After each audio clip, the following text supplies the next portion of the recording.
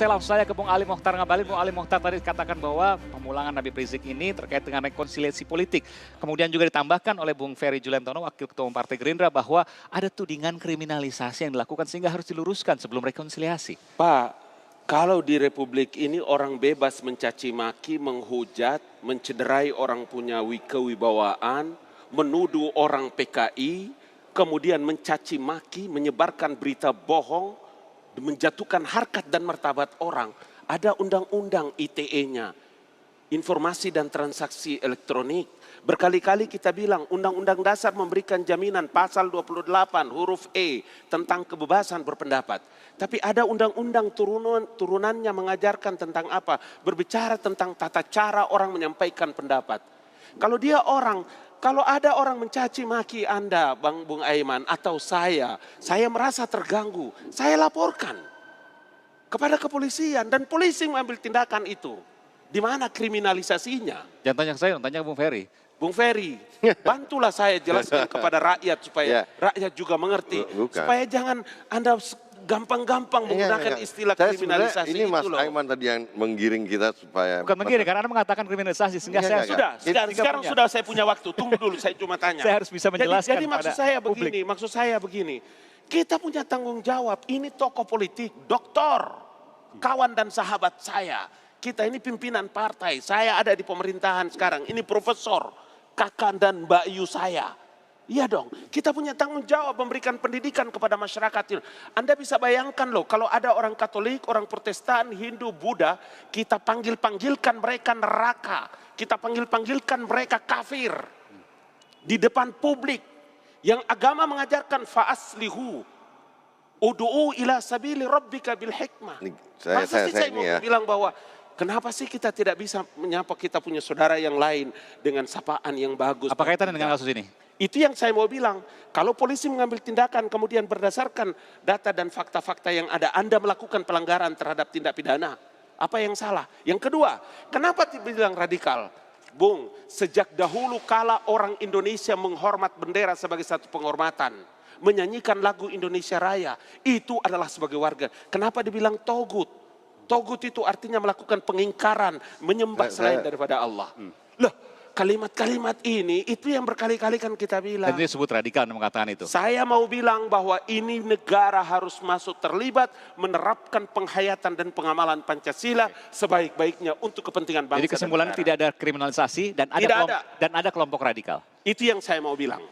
Gitu loh. Saya justru ingin dudukan ya Mas Ali ya. Karena begini, FPI itu bukan organisasi terlarang. Begini. Yang disebut organisasi terlarang oleh pemerintah itu HTI. Itu dengan semua kontroversinya. Jadi menurut saya kecurigaan dari pihak pemerintah, apapun dasarnya, itu ketika duduk pertemuan misalkan Pak Jokowi dengan Pak Prabowo, salah satu yang dibicarakan itu untuk menghilangkan bahwa kecurigaan dari pihak pemerintah terhadap Islam radikal dan kemudian Pak Prabowo misalkan menjelaskan bahwa saya orang pertama yang bilang ketika bilang ganti presiden, saya memahami itu sebagai menggantikan sistem presidensil. Makanya saya bilang ketika Anda berpikir tentang mengganti sistem presidensil, itu adalah orang pertama yang bilang Anda melakukan makar adalah Ali Mokhtar Ngabalin. Dan saya tidak tanggung-tanggung bicara itu. Makanya sekarang kita dudukan lagi bahwa semangat banyak pihak, semua banyak dorongan semua pihak terhadap rencana rekonsiliasi. Jadi menurut Anda tadi saya kita sambut baik.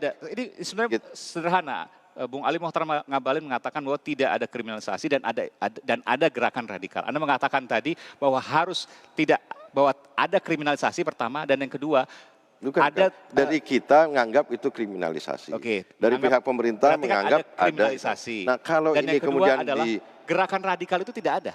Bukan, kecurigaan kan kita harus dudukan mana yang disebut Islam radikal, mana yang bukan. Ini kan kalau contoh kemudian, yang radikal seperti apa misalnya? Saya bukan bahas soal itu, tetapi mencocokkan bahwa kecurigaan dari pihak pemerintah dengan kecurigaan kita untuk meluruskan bahwa kalau misalkan HTI kita sudah lurus, harus kemudian direvisi kembali, tidak dilarang sebagai ormas. Bukan, nggak ada hubungannya tadi antara HTI tadi. Kenapa kemudian tadi Bung Ferry bilang membubarkan ormas Islam. Kan ormas Islam mana ente maksud? Pemerintah yang membubarkan namanya? Ormas Islam mana antum maksud? Menurut saya HTI kan yang oleh pemerintah kan.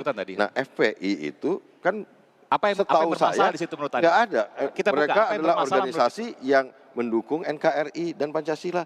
Terus Pak. kemudian itu menurut saya, ini saya bukan mau mengkonfrontir lagi, tetapi ini dengan semangat yang ini banyak pihak minta. Kemudian kita sekarang dengan semua proses yang panjang dan dengan sangat negarawan, Pak Prabowo, Pak Sandi menyampaikan bahwa menghormati Mahkamah Konstitusi dan segala macam dan hasilnya semuanya. Nah sekarang kalau kemudian rekonsiliasi dianggap sesuatu yang baik, Pak Prabowo dan Pak Sandi, kami juga menganggap bahwa itu adalah sebuah upaya yang baik. Sederhananya meredefinisikan kembali apa itu arti gerakan radikal, termasuk HTI. Salah satunya itu sisoal yang sifatnya ideologis. Kemudian ada yang perbedaan yang tadi sifatnya program. Kan nggak apa-apa juga Pak Jokowi ini keberatan kalau kita harus misalkan impor, nggak usah dipotong dulu. Terus kemudian Pak Jokowi nanti menyampaikan ke Pak Prabowo, mungkin kalau kayak gitu. Jadi hal-hal yang baik juga ada kemungkinan diadopsi oleh pemerintah. Sudah jelas, iya, jadi menurut saya ini sesuatu yang kalau ini 68 juta pendukung kita itu juga harus diberi penjelasan yang baik dan bahwa rekonsiliasi atau silaturahmi atau apapun islah menurut saya harus diletakkan dalam posisi bukan soal kalah menang, soal bangsa dan rakyat Indonesia yang disampaikan di antaranya tadi soal kriminalisasi, kemudian juga soal gerakan radikal akan meredefinisikan kembali tadi iya, menurut saya harus. HTI itu betulkah radikal ataukah tidak? Silakan. Saya mau bilang sampai pemerintah mengambil keputusan membubarkan Hizbut Tahrir di tanah air itu kira-kira apa? Iya dong, itu satu dulu.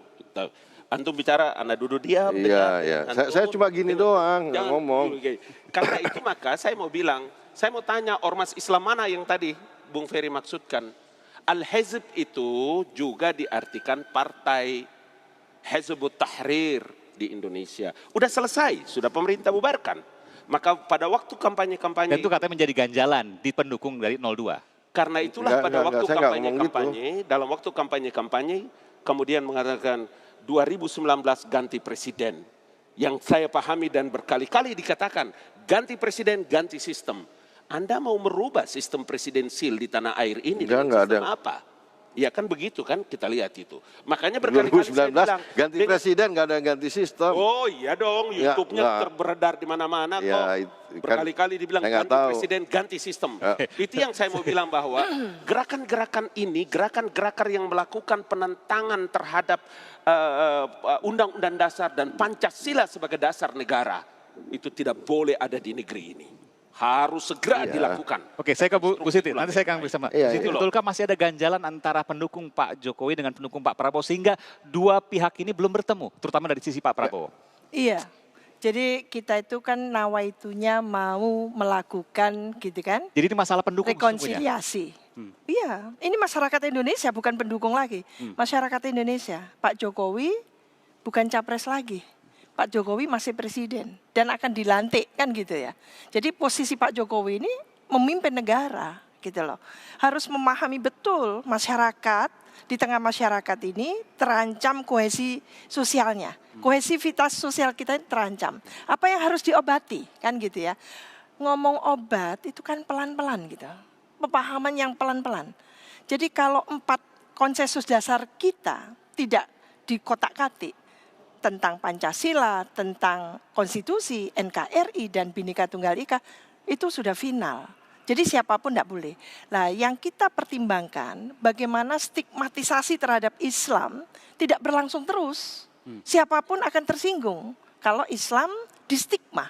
Nah ini, dalam konteks itu rekonsiliasinya termasuk salah satu akar permasalahan ada di situ. Bagaimana tadi itu kok ada perasaan treatment, perlakuan yang tidak equal kepada katakan masyarakat Muslim tapi yang mungkin notabene meskipun tidak. Meskipun tadi sudah disampaikan oleh Bung Ali Mokhtar Ngabalin bahwa ada tanda-tanda yang kemudian bisa dikaitkan ke arah inkonstitusional. Nah itu kan pemilu kemarin kan terjadi polarisasi yang luar biasa. Pasca pemilu semua harus cair kan gitu. Bagaimana mencairkan ini kan gitu. Lah itu dicarikan. Apakah kemudian kebijakan yang sebelumnya harus dihapuskan? Bukan kebijakan sebelumnya dihapuskan, maksud saya mulai direview secara serius. Duduk bareng, rekonsiliasi itu duduk bareng, bermusyawarah, bermufakat. Bukan terus gontok-gontokan gitu.